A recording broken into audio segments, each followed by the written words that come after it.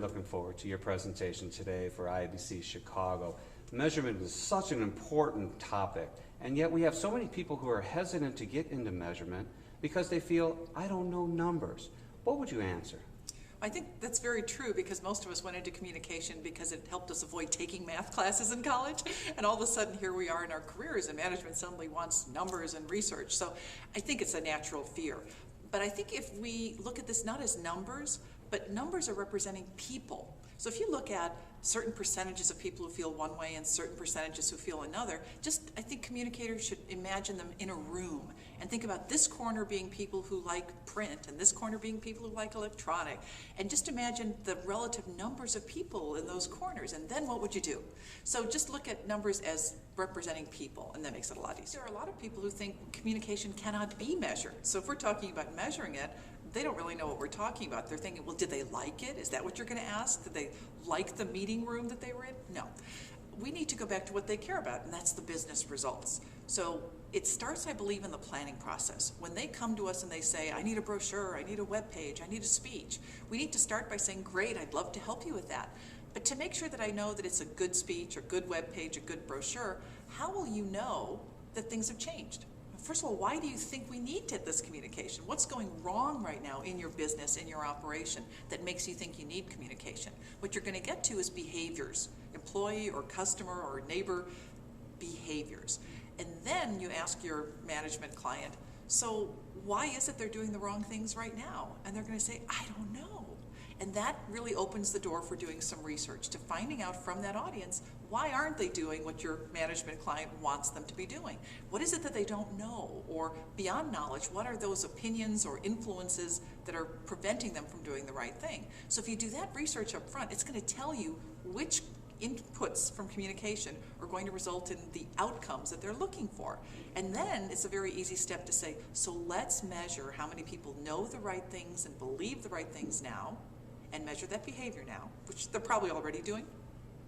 And then afterwards, let's see if that knowledge, those attitudes, and those behaviors have changed. Then it makes sense to them. But it's when you ask them those questions that they cannot answer themselves that opens the door to research and measurement, because they don't know the answers. So you can give them. Educators are feeling overworked. We have situations where staffs have been downsized and we're asked to do more. And so just that thought of taking on something additional with measurement may be something that we're not looking for. Can it actually help reduce our stress though? It actually can, because the one thing that we can do is not just measurement after the fact, but research beforehand. And that doesn't even involve numbers. It can be something like pre-testing something you're planning on sending out. And what I find is that in the old days, when I would just send stuff out, sometimes things didn't go quite the way I expected. People didn't understand something, or they needed some background we forgot to give them. And I ended up having to do cleanup afterwards, which is time-consuming and just annoying, because you're really ready to move on to something else. If you do that research beforehand, even just a few hours before you launch something, it tells you more of what you need to put in there or change, so that you have far fewer questions and no cleanup afterwards. So it's less stressful to do that a little bit before rather than afterwards, I think. The other thing is, a lot of the research that we can do can actually reduce our stress.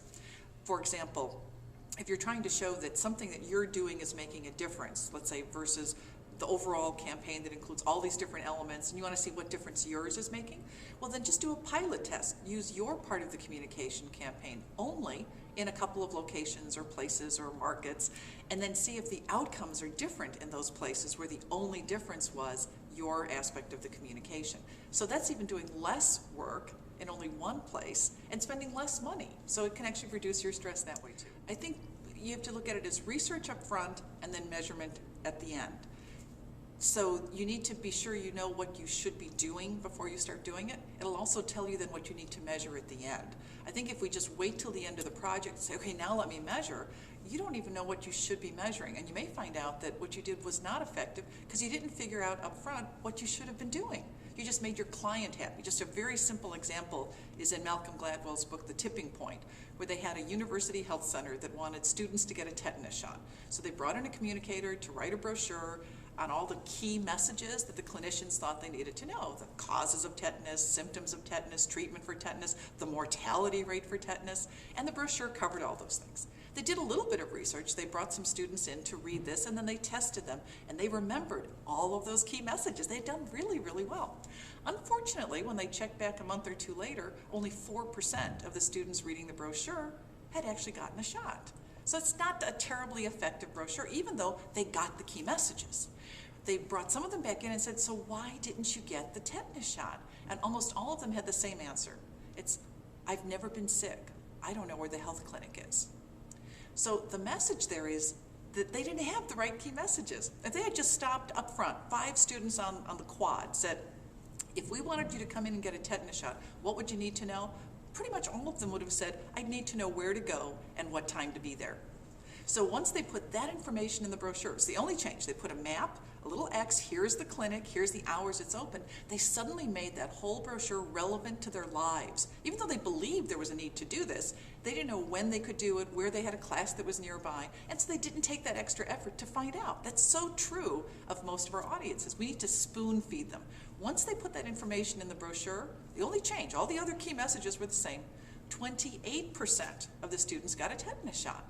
So that's why you need to do that research up front. Even if it's that informal as stopping 5 people, it may completely change what you're doing, and it'll make you so much more Share some effective. really practical tips here. Is that what your presentation that we're about to see is going to focus on and is going to provide to people? Very practical. I spent 13 years of my life doing the communication job from within organizations.